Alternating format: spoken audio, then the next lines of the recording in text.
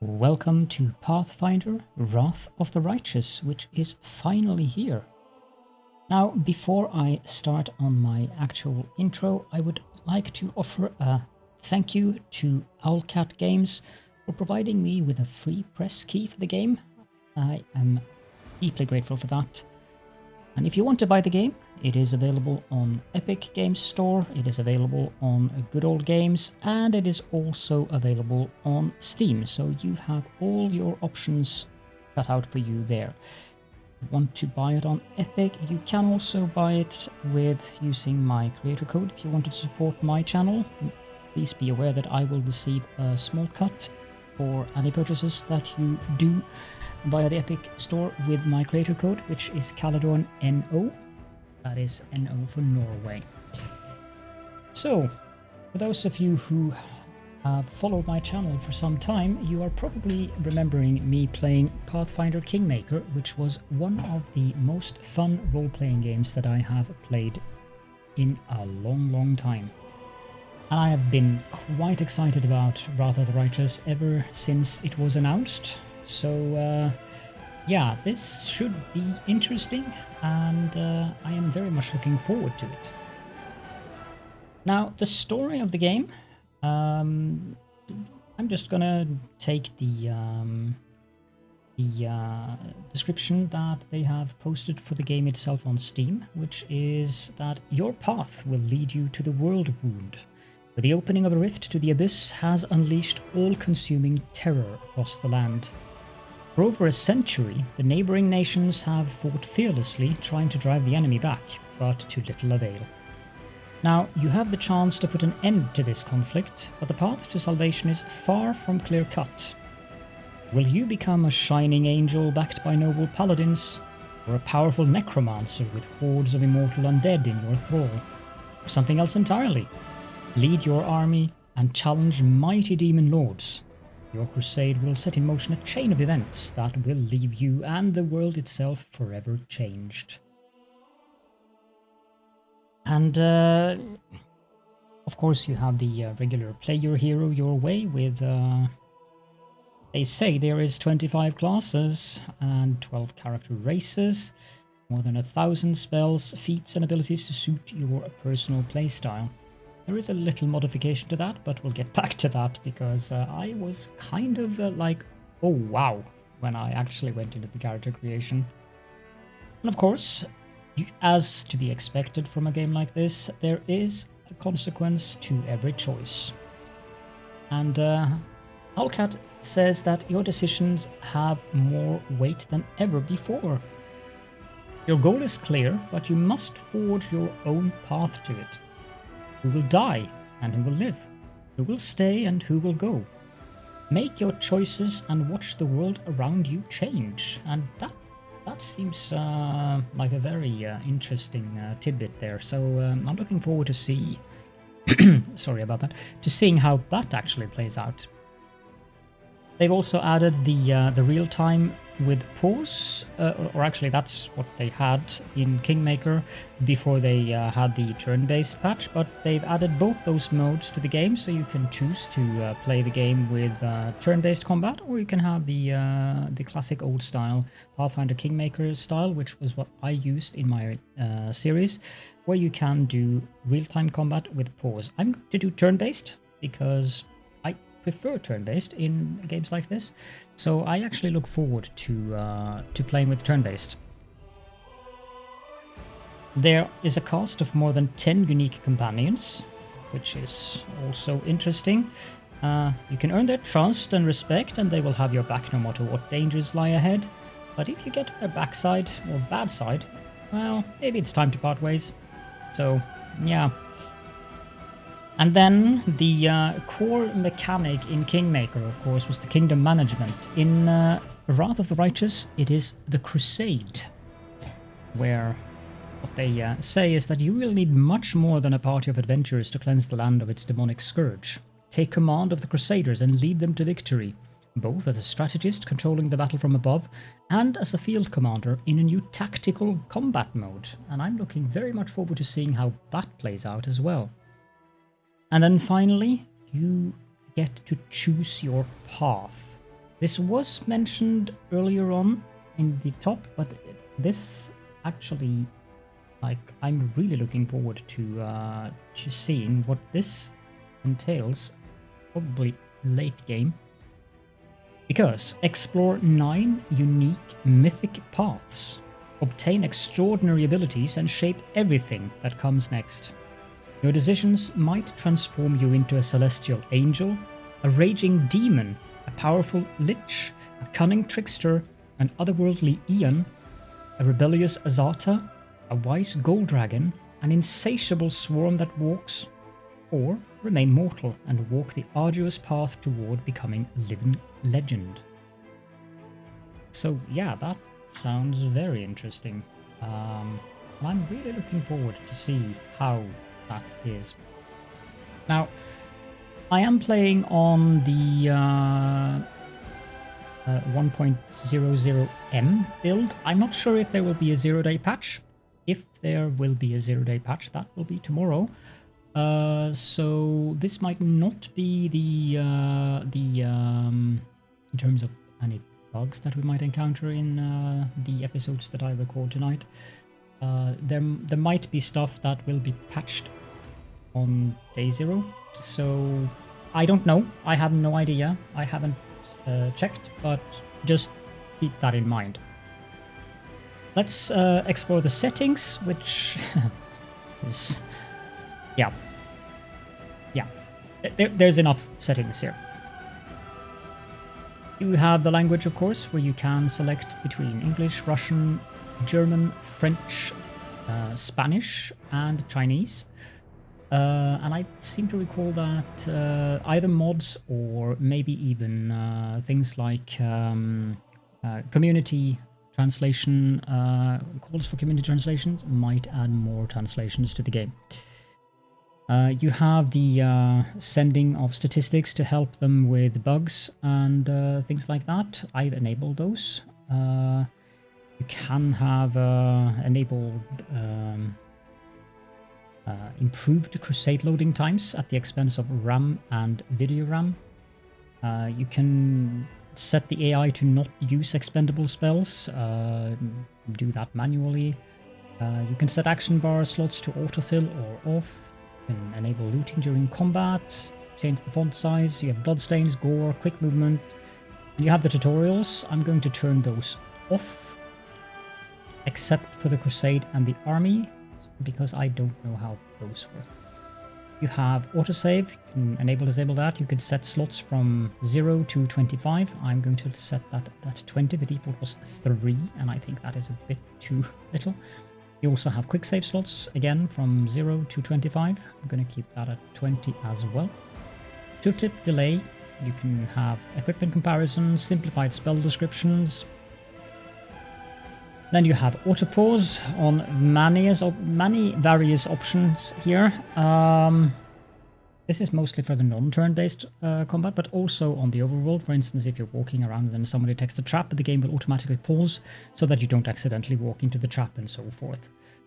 The default values are these: pause when a trap is detected and pause on combat start. There is a lot of different options here, to put it mildly. Turn-based mode, you can enable that. You can have it automatically end the turn. You can have it automatically interrupt movement, lock the camera, move the camera, show combat text for the dice rolls on characters' attacks. I think that is pretty neat. And you can also increase the animation speed.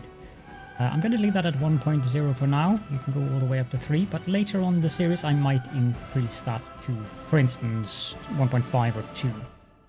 For controls, you have enable the camera to follow the characters, screen edge scrolling, enable scrolling beyond the game window.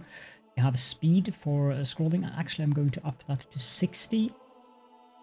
I'm also going to up the mouse camera rotation speed because I didn't feel that was exactly right, because I just went into the game and tested it a little bit earlier. You have right mouse button function, double click delay, whether AoE spells, that is area of effect for those who are unfamiliar with the term. If you want them to snap to the nearest target, or if you just want to target them manually, but you can still target them manually by just holding down the control key. And you have lots and lots of key bindings. I'm not going to go through all of these, so you can have a look at them yourself, because as you see, there is quite a bit of them. Party key bindings, dialogue key bindings, action bar key bindings, additional action bar key bindings, and there are 2, 3, or even 4 additional action bars. I think there is actually 4 of them. So yeah, there's plenty of things. Graphics. You have the usual stuff here. I'm running this in my native mode. And since it's a Unity game, there is an option you can add to have the game not minimize if you click outside of the game, but the music will stop playing if you go out of the game, as I can demonstrate by doing this, then the music just disappears. Pop into my Discord if you want to know about that, because I think we've mentioned that in the or I can actually add it to the comments. I might forget. If I do forget, remind me and I'll add it to the comments. Graphics quality options, you have the usual suspects here as well. Depth of field, why haven't I turned that off? And here you have some other adjustments, and these are of course important for people who struggle with various forms of color differentiation or color blindness. You can also choose gamma correction, brightness and contrast to make things differently if you want to do that. Apply, and then you have the sound. You can even choose the magic chance volume, which I think is very good that they've done it this detailed. So master volume, music volume, ambient volume, voice volume, magic chance volume, and user interface volume. Frequency of character voice response. If you get tired of the companion saying things, you can set this down or even turn it off. And then you can have pauses between music tracks in turn-based mode. Right, so there is ample of things here. I think I'm gonna drop this down to 50 because I am, as you might hear, I've done some minor adjustments to my microphone. So, new game. There we get to the main story. That is the story we have right now. Join the struggle against the Worldwound, the epic war between Golarion and the Abyss that has raged for more than 100 years. Up to now, the Crusader armies have barely managed to curb the overwhelming enemy forces, but not for much longer. The Demon Lords are preparing to strike a decisive blow. You will have to harness mythic powers, take command of the 5th Crusade and lead it against the demonic hordes. And then we get more options. Difficulty options. You can go from anything from story to unfair. I personally prefer the custom mode. So we are going to go with a little bit of a custom mode here, where I will set critical hits to off. Death's Door, I'm going to set that to off because I really don't want to bother with that. I'm going to play this primarily for the enjoyment of the story, and I'm sure there will be some encounters that are difficult enough. Let's see, I'm going to go to cache. Story actually does enable that. So I'm going to turn off Death's Door. Wait. Actually, Death's Door is supposed to be on. And then Dead Companions Rise After Combat. That is supposed to be on as well. Remove the negative effects on rest, yes. Remove controlling effects after combat, yes. Auto level up, no. Enemy stats adjustment, we don't need much weaker enemies, so we can go with moderately weaker enemies. Damage to party, let's set that to 0.6. That is 1 would be standard. 0.6 is the regular casual, 60%. Number of enemies, standard. You can choose between standard or enlarged. Additional enemy behaviors, that will allow them to use some additional abilities and spells. The party's speed depends on the weight you're carrying, let's leave that off. Weather effects, that is how much of a penalty you get from weather effects, not how much weather effects you'll get. Enable character retraining, if you turn this off you are kind of locked with what you've set your character's skills and so forth, stats to. Crusade auto mode, let's leave that off. Only active companions receive experience. Let's also leave that off. Only skill user receives skill check experience. Let's leave that one off as well. The last Aslanti mode, that is basically Iron Man mode. We will definitely leave that one off. Immersive mode. This mode disables almost all interface hints in combat, lines of attack, current enemy actions, cooldown timers, and it shows your character's actions and enemies' health bars, and there are additional options available in the game. Tutorial, let's turn that off, I think.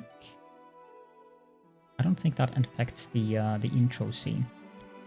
Next. Now we have 6 pre-generated characters with a difficulty build. A difficulty to play. And I'm assuming that the fewer of these red dots, or burgundy dots I suppose, something like that, the less difficult the class is to play. I'm not sure I agree with this, because the sorcerer is 3 difficulty, and well, this might not be the best sorcerer build, to be honest. But no, it actually doesn't look that bad from what I'm seeing here. It's a gold dragon bloodline. The Tiefling Slayer is apparently a very easy class to play. You get this pre-made build balance here, where you can see, let's see here, I don't remember exactly what this is melee combat, this is ranged combat, this is control, this is magic, offensive magic, this is support, that probably also encompasses magic, and then you have defense. So we have a rogue, which is also apparently very easy to play. You have a fighter, which is also pretty easy to play. You have cleric, which is 3 dots, and a cavalier, it's 2 dots. I'm not entirely sure what a cavalier is, but oh, it's a knight of some sort, apparently. Right, well, we are of course going to do a custom character, and this is like, when I picked this and stuff happened, first you get the portraits. So far so good. They've added some new portraits in Wrath of the Righteous. You also have access to the old portraits from Kingmaker, and that's nice. I mean, there was a mod for Kingmaker that added a whole plethora of other portraits that I also used, and I like to use that one, but I obviously cannot install a mod. I wouldn't be surprised if that mod works out of the box, since it was just basically adding character portraits to a directory where the game was able to see them. But I'm thinking that we'll go with either this portrait or this portrait. I'd probably go with this one, because this guy looks like a just and fair guy. Now, the new portraits are very good, I should say that. And they also added the Kitsune race, and they look really cool. I'm pretty happy with what they look like. They've also added Aragorn, because this is definitely based on Aragorn. If that's not Aragorn, I don't know. Or maybe minus the magic here, but still. Heinrich Kemmler is here as well, or a witch hunter version of Heinrich Kemmler. That definitely looks like something taken straight out of Warhammer. Yeah, so I do like the new portraits quite a bit. They are well, the old portraits are also very good. It's not that, but it's nice to have the variety of new portraits. A grumpy dwarf.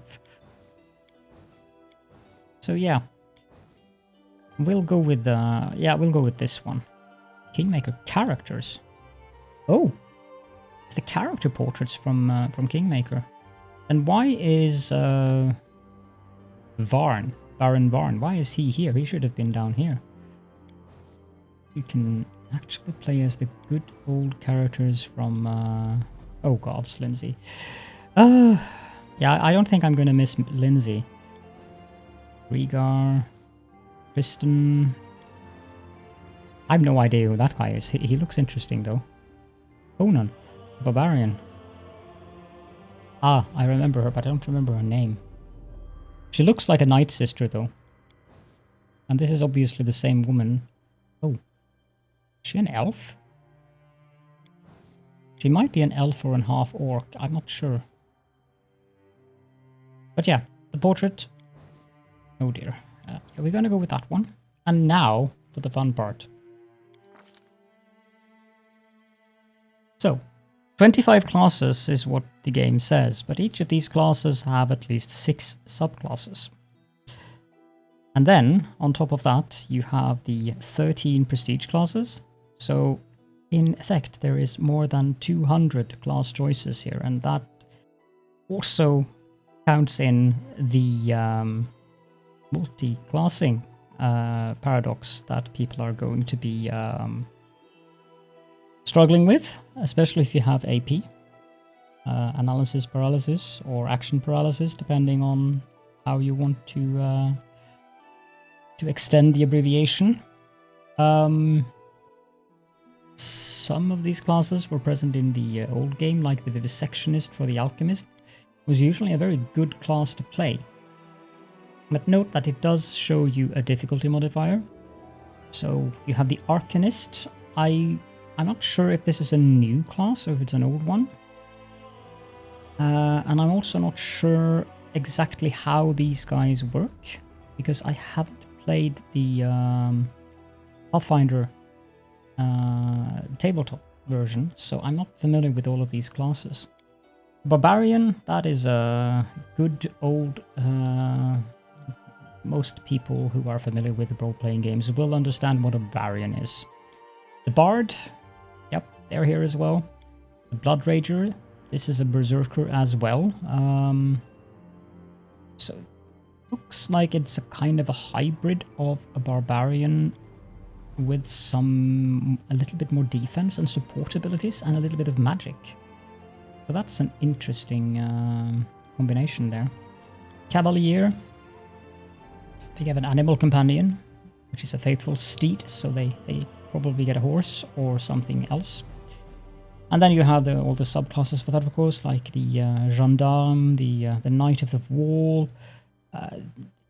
These subclasses change the dynamic of the main class.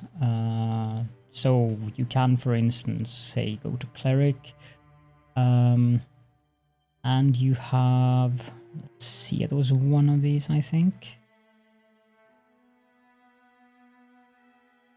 I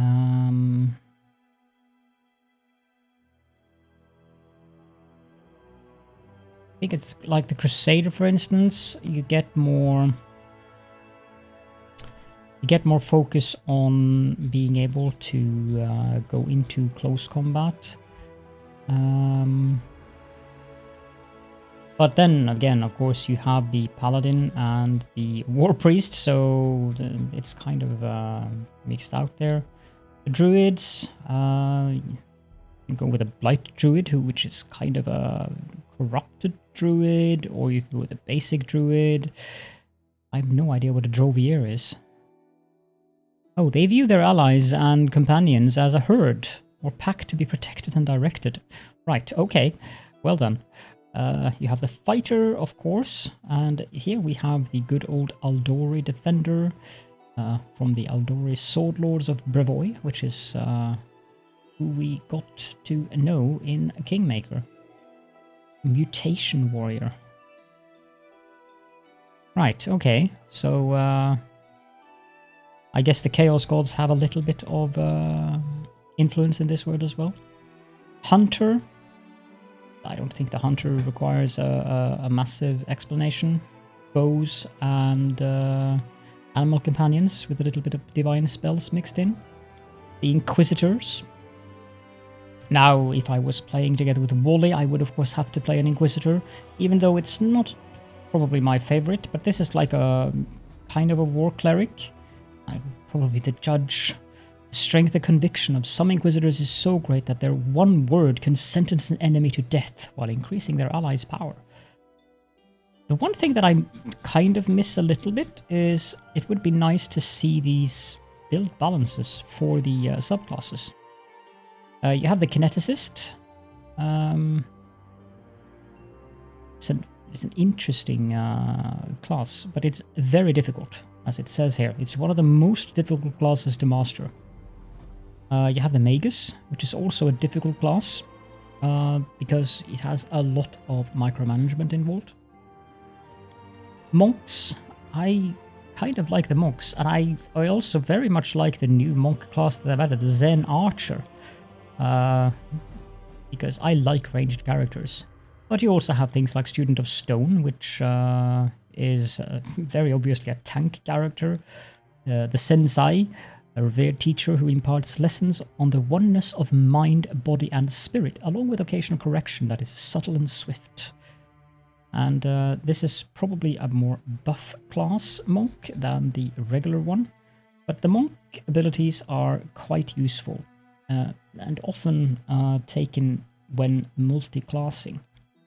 The Oracles, powerful divine spellcasters who have access to the most powerful divine magic. They can effectively heal and empower their allies or devastate their enemies.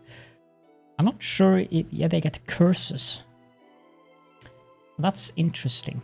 Like a war cleric again, but this time focusing on spells rather than close combat. And they also have these various subclasses. Now we're up to 7 subclasses. The Paladin, I doubt the Paladin requires any kind of introduction here. Rangers, kind of like the Hunter, but they are also very, very good at dual wielding. The Rogues, I, again, don't think the Rogue needs an introduction. It's the bog standard Thief class, but the subclasses makes it interesting again. Eldritch Scoundrel, for instance, gives you access to things like spells. So that's kind of a ish bard, but I don't think they sing. You have the Knife Master, who is specialized in close-up combat with daggers. Master of All, you have to be a half-elf. That's new. I don't think there was any classes in Kingmaker where you actually had to be a specific race, but that is something here. You can be a Rowdy, you can be a Sylvan Trickster, Thug, Underground Chemist, and you have the Shaman. Shaman also access divine spells. They have Hexes, which are the special abilities available to witches and shamans. They have specializations that, like Spirit Warden. You have Witch Doctor. Then you have the Skald, or if I should say that in Norwegian, Skald, which is... we had Skalds back in the ancient times of the Vikings. Ancient. Medieval times of the Vikings, or pre-medieval times of the Vikings. They usually were singers, as far as, or storytellers. But then again, Skald's songs inspire battle rage in their teammates, making those who fight with weapons stronger. So it is kind of correct in regards to the history of the Skalds. Sorry, I just had my mobile phone cord fell down and my chair wheel kept bouncing into it. You have Slayers. I have no idea what this is, but very, very heavily focused on combat, melee and ranged, like fully, and a little bit of defense. So I'm like Executioner. It seems like an assassin type rogue. They probably get because they get sneak attack, so they probably lose access to the rogue skills while getting even more focus on combat, or rather pure focus on combat. Then we have the Sorcerer, which is, again, I don't think the Sorcerer requires a lot of introduction. However, for those of you who are not familiar with the difference between a Sorcerer and a Wizard, the Sorcerers are arcane spellcasters that have innate spells, which they can only have a limited array of them, but they can cast more spells before they need a rest. And instead of focusing on intelligence as their main stat, the Sorcerers focus on charisma. So the more charismatic a Sorcerer, the more powerful the Sorcerer is. Here's another one of those, you have to be a specific race. to beat the nine-tailed heir, which you do have to be a kitsune to actually have this. This gives you magical tail. What did happen there? At every third level and every second level thereafter, a nine-tailed heir gains magical tail as a bonus feat. And if you already have 9 tails, each additional time the feat is taken, the sorcerer gains 1 additional daily use of the lowest level magical tail ability not already affected by this effect. I'm not sure what this is, but kind of makes me think that magical tail is some kind of close combat thing. It doesn't tell, so I would have to try it out. Overwhelming Mage. That's interesting. You get overwhelming penetration, +1 bonus on all caster spell checks or caster level checks made to overcome a target spell resistance, and it increases by +1 for every 6 levels. But that means you lose the sorcerer bonus feat. You have the Sage Sorcerer, which changes the sorcerer from being focusing on charisma to intelligence instead. So that might be interesting if you're going for an intelligence-based build. Since intelligence does affect things like the knowledge arcana and the knowledge world checks, but it also affects the number of skill points that you gain per level. So an intelligence-based character will usually have more skills than characters who are not based on intelligence. Sylvan Sorcerer, for instance, you get free. You get an animal companion for free. You lose the ability to choose a bloodline. I remember the Sylvan Sorcerer was one of the most popular classes to play in Kingmaker because it was apparently quite powerful there. Imperial Sorcerer. This gives you access to divine magic, I believe. I'm not entirely sure. And it might also change your main stat to wisdom instead of charisma, since wisdom is the stat that gives insight. Sage Sorcerer, I've done that. Seeker, they apparently often look to ancient devices and so forth, so they gain trickery as a class skill. Interesting. And their bloodlines seem to change, since they add bloodlines and remove bloodlines. Not sure about that. They get some Seeker bonus feats, so this is like a sorcerer with a little bit of rogue in it. And finally you have the cross-blooded bloodline, where you can combine 2 distinct heritages. You get a secondary bloodline added by the archetype. And I'm not sure exactly what that does. Get 3 bloodline feat selections. So you lose some bloodline feat selections, but you get a secondary bloodline. The War Priest, a little bit more difficult. They are close combat characters with cleric support abilities.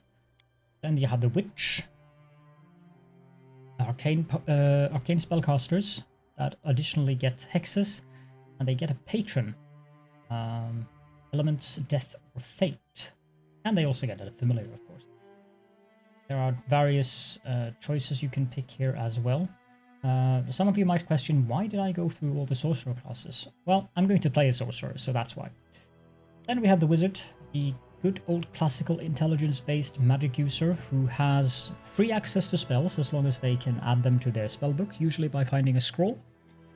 But they get less spells per day than a sorcerer. However, in Pathfinder, I believe it is possible to get a wizard up to the same amount of spells per day, which is in between rests. It doesn't necessarily have to be a day. So you need 8 hours of rest until you can cast your spells again, regardless of what kind of a spellcaster you are, whether that is a cleric-based, aka a divine magic, or you have arcane magic. Then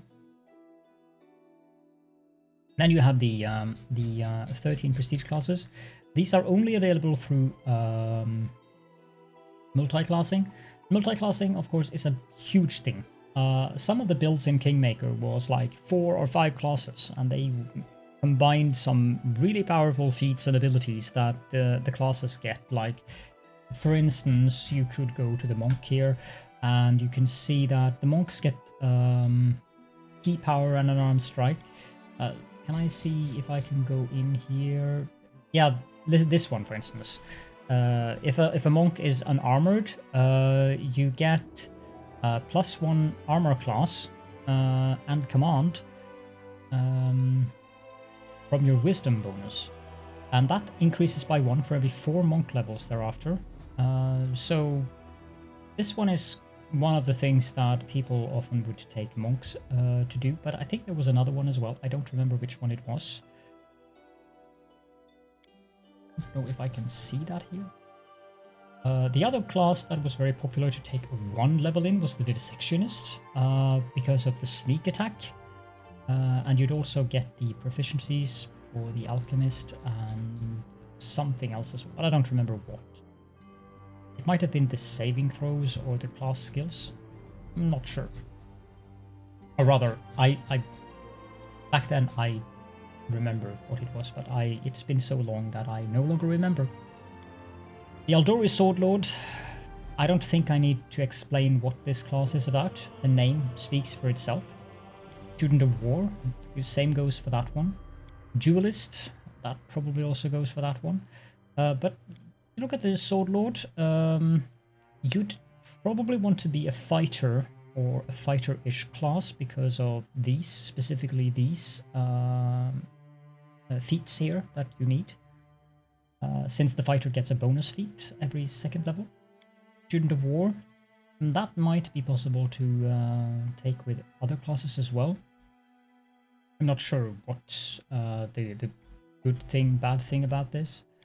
Duelist complements rogues or bards. Mystic Theurge complements sorcerers and wizards, and potentially also clerics and divine magic-based classes. The Hell Knight Signifier. Now this one is interesting.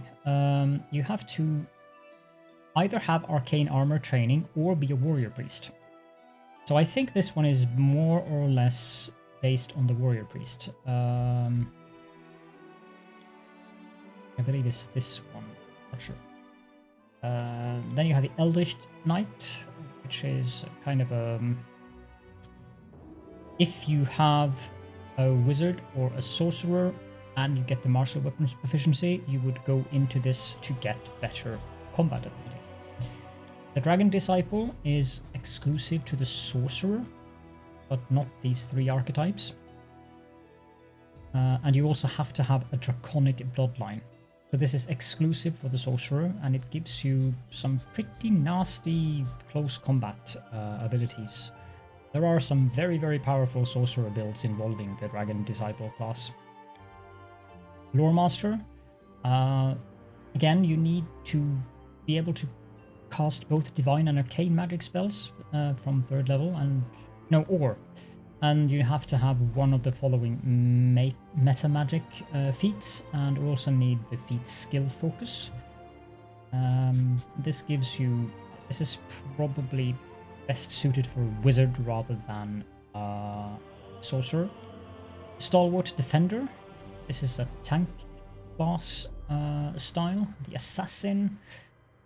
With the class above here, the Slayer, I would suggest or suppose that the Slayer is best suited to take the Assassin, but it might also be good for rogues or even other classes that do have stealth. But you have to be evil to actually pick the Assassin.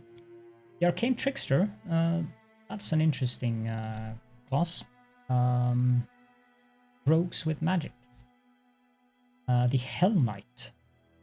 You have to be a lawful character, and you get things like Smite Chaos, which, since the game is about fighting off demons, probably a useful class to consider if you have these things. And finally, you have the Winter Witch, which is you have to be a witch, I believe. Potentially, you might also get this as a shaman, but I think it's rather exclusive to those. So yeah, I I think that we will round it up here as a kind of an introduction to what you have in the game. Of course, you have the class. No, sorry, the races. I should look at the races as well. You have the humans. They are pretty much what you expect. You choose one ability score where you get +2 to that, and that's it. You get an additional feat, and you get an additional skill rank every level. The elves. Note the background selection there. It pops one more over when you pick one of the other races. I believe that is true for all of the other races. Some of them have racial heritage, some of them have just heritage, and some of them have very specific, like Oread heritage. The elves get a penalty to constitution, gaining dexterity and intelligence. They have elven magic and elven weapon familiarity, which would give you a martial weapon proficiency for the aforementioned prestige class. Then the racial heritage, you can choose between basic, lightborn, or lore master. The dwarves, they get constitution and wisdom, losing charisma. They can be a barrow dwarf, basic, or unstoppable dwarf. Notice that some of these might, or some of these do change these. Like the dwarf, keen senses gives you +2 racial bonus to perception, but if you choose to be a barrow dwarf, you